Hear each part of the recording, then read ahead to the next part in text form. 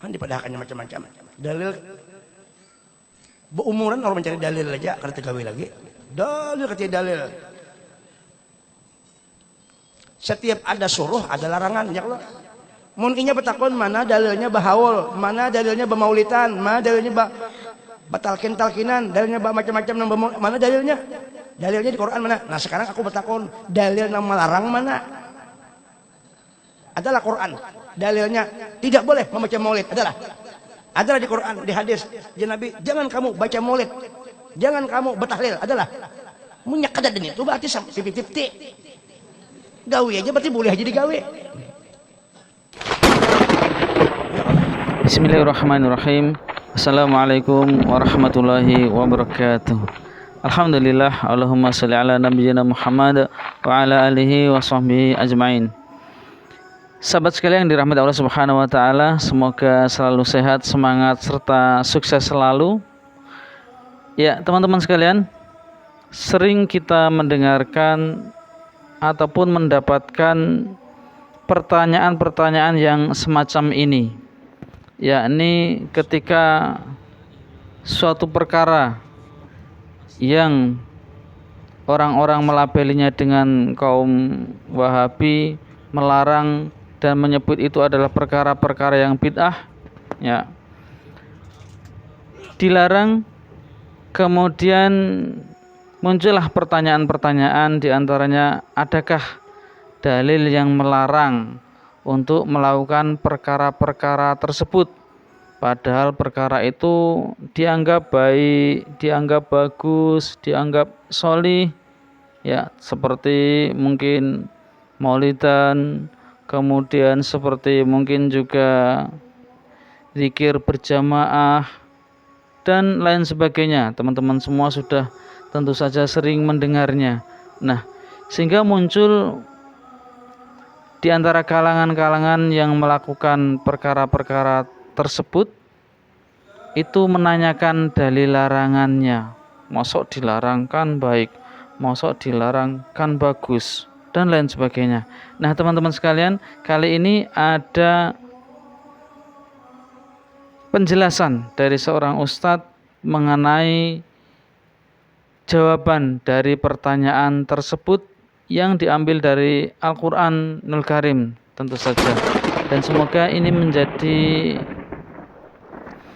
menjadi referensi keilmuan kita, tambah wawasan kita, dan semoga semakin meneguhkan kita untuk berpegang teguh pada Quran dan Sunnah, dan tentu saja yang dipahami dan diamalkan oleh para sahabat Nabi dan orang-orang yang mengikuti setelahnya. Ya, baik teman-teman sekalian, kita simak terlebih dahulu penjelasan dari seorang ustadz berikut ini. Surat 33, ini dalil. Surat 33 ayat 36, surat 24 ayat 51, surat 6 116, surat 2 170, surat 7 1176. Ini dalil. Jadi mereka itu ngeyel. Langsung cepat-cepat nah. Coba Kak, surat 33 36 11, surat 24 51. 33 36 24 31. Sekarang surat berapa? 33 36 ya. Dan tidaklah pantas bagi laki-laki yang mukmin dan perempuan yang mukmin apabila Allah dan Rasul-Nya telah menetapkan sesuatu ketetapan. Tidak pantas laki-laki mukmin dan perempuan mukmin padahal Allah sudah menetapkan hukum, cara sholat, cara mandi, ngurus jenazah, cara nikah. Terus akan ada pilihan yang lain bagi masih ada pilihan yang lain menjelang nikah. Apa? Siraman. Pernah nggak Khadijah siraman kok sebelum nikah? Istri Rasulullah berapa Bu? 12. Yang dimasukkan Ummul Mukminin 11. Saya tidak temukan satu hadis Rasulullah menjelang menikah ada siraman, ada tingkepan ketika mau lahir anaknya Abdullah atau anaknya Ibrahim. Pertanyaan saya, tidak pantas laki-laki yang beriman, perempuan mukmin memakai peraturan di luar peraturan Allah dan Rasul. Terus ayat itu. Dan barang siapa mendurhakai Allah dan Rasul-Nya, orang yang menantang Allah dan Rasul-Nya bikin peraturan di luar peraturan Allah disebut mengkhianati Allah. Apa terus? Dia telah tersesat dengan kesesatan yang nyata. Bawa ayat ini, Pak. Islam itu satu, kitab itu Al-Quran, Rasul kita Muhammad bin Abdullah. Ada nggak Rasul mencontohkan? Beliau itu uswatun hasanah, contoh yang sempurna dan paripurna. Kalau kita tambah berarti menuduh Islam kurang, kalau kita kurangi menganggap Islam berlebihan. Islam itu wasiqon, pertengahan. Ini kan mereka sesat sesat-sesatnya. Kalau bahasa Padang sasek bana. Ya 2451. Langsung Mas, 2451. Ketemu? Ya. Hanya ucapan orang-orang mukmin yang apabila mereka diajak kepada Allah dan Rasulnya agar Rasul memutuskan perkara di antara mereka. Mereka berkata, kami mendengar dan kami taat. Sami'na wa ta'na. Mereka lah orang-orang beruntung. Berarti menantang Allah dan Rasul pasti rugi neraka. Gampang kok menjawabnya.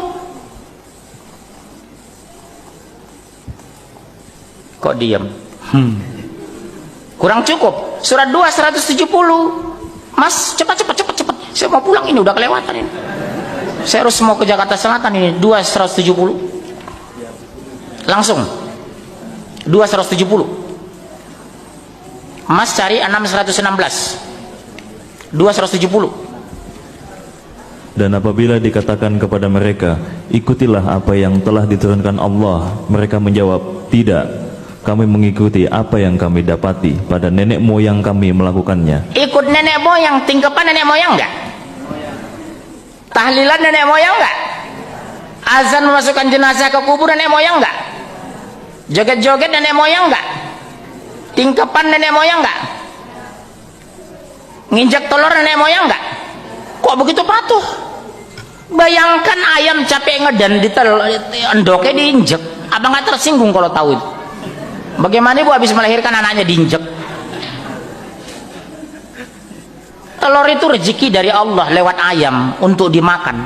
Satu telur 2.000. Kalau orang Jawa Sunda nikah 1 juta orang, 2 miliar 1 tahun yang kita buang uang itu. Menghitungnya jangan 1 telur. Akumulasi orang Indonesia yang memakai budaya itu 2 miliar Pak uang kita buang dari telur. Belum kalau jenazah, kembang dibikin, air disiram. Gak ada, saya tahu Rasulullah pakai kembang di atas jenazah itu, atau nyiramin kuburan dengan air, alasannya supaya dingin. Pakai aja gelamir itu 1 tangki, ilmiah langsung basah semua jenazah. Betul kan Pak? Ini gampang kok Pak. Bapak bilang begini, kalau ada yang menantang, Pak, bagaimana Bapak menyikapi ayat ini?